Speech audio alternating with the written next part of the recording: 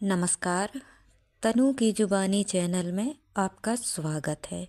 हमारी आज की कहानी है बेटा मिलने कब आएगा। मीटिंग के बीच में जब टेबल पर पड़ा फ़ोन वाइब्रेट हुआ तो पूरे हॉल को पता चल गया कि किसी का फ़ोन आया है। बड़े पोस्ट पर विद्यमान अधिकारी ने अपनी तरफ से बड़ी विनम्रता से कहा कि फ़ोन को साइलेंट करके बैठें प्लीज़। दीपेंद्र ने जल्दी से फ़ोन को उठाकर काट दिया। देखा भी नहीं कि किसका फ़ोन आया है। सॉरी सर बोलते हुए फटाफट फ़ोन साइलेंट की बजाय स्विच ऑफ कर दिया और गौर से फिर उस सफ़ेद बोर्ड की ओर देखने लगा जिस स्लाइड पर मीटिंग चल रही थी। मीटिंग के तुरंत बाद भी अपना फ़ोन ऑन करना भूल गया। काम भला ही कुछ ऐसी है, अच्छी अच्छी बात भूल जाते हैं इंसान। बने रहना है अगर बॉस की नज़रों में, दौड़ में प्रमोशन की, पैसे की, स्टेटस की, तो पूरा समय झोंकना पड़ता है। आप नहीं होंगे तो आपकी जगह है कोई और लेने के लिए। पीछे से टक्कर मारकर आगे निकलने वाले बहुत हैं।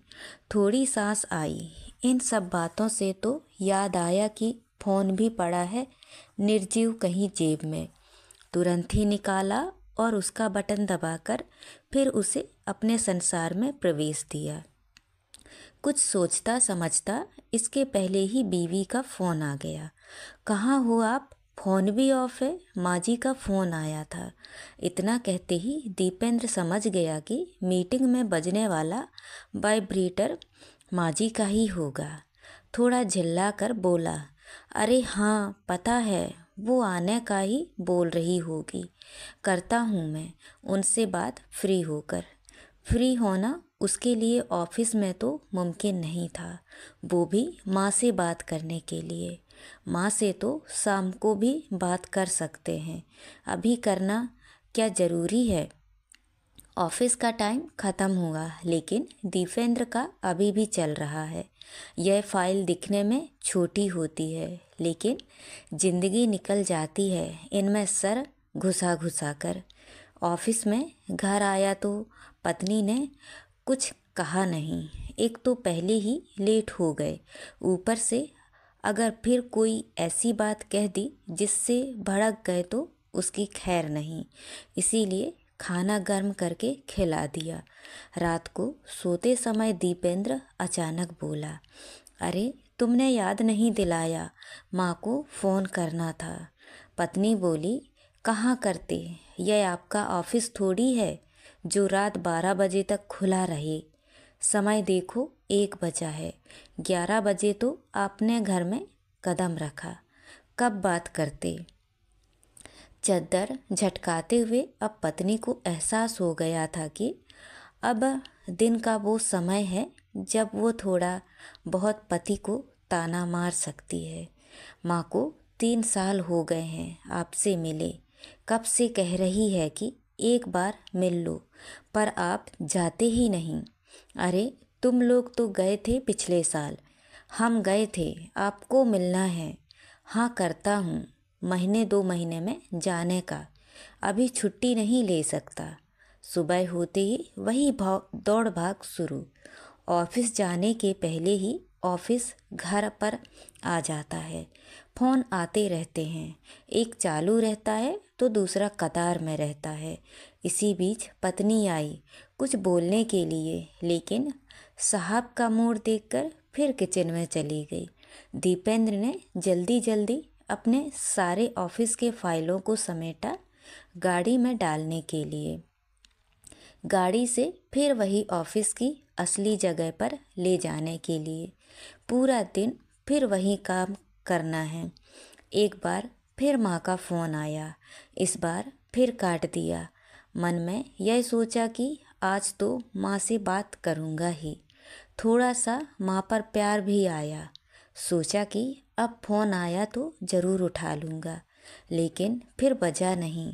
मन किया कि करें बात, लेकिन फिर दूसरा मन आ गया, कहने लगा कि करेंगे ऑफिस के बाद। फिर वही बात हुई। काम में उलझकर फिर से एक बार वो भूल गया माँ से बात करना। शाम को ऑफिस से जाने में फिर लेट हो गया।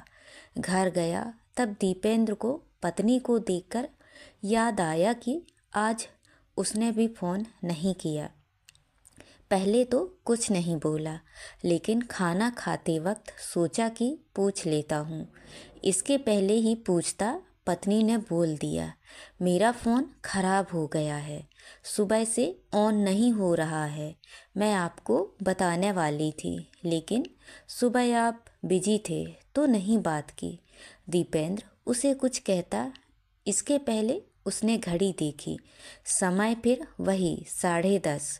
सोचा माँ से बात करूं, लेकिन फिर सोचा कि अब तक वो सो गई होगी, इसीलिए फ़ोन नहीं किया। सोचा सुबह तो उठते ही फ़ोन करूँगा। इस बार इरादा पक्का था। सुबह जैसे ही ऑफिस के लिए तैयार हुआ, माँ को फ़ोन किया।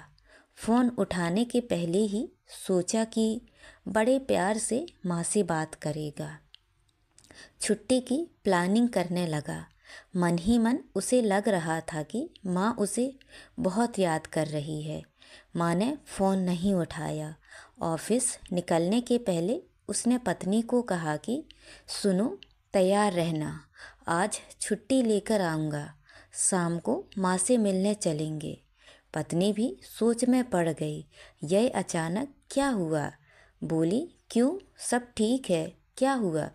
बोला, कुछ नहीं, बस कब से बुला रही है, अब मुझे भी लग रहा है माँ से मिल आऊँ।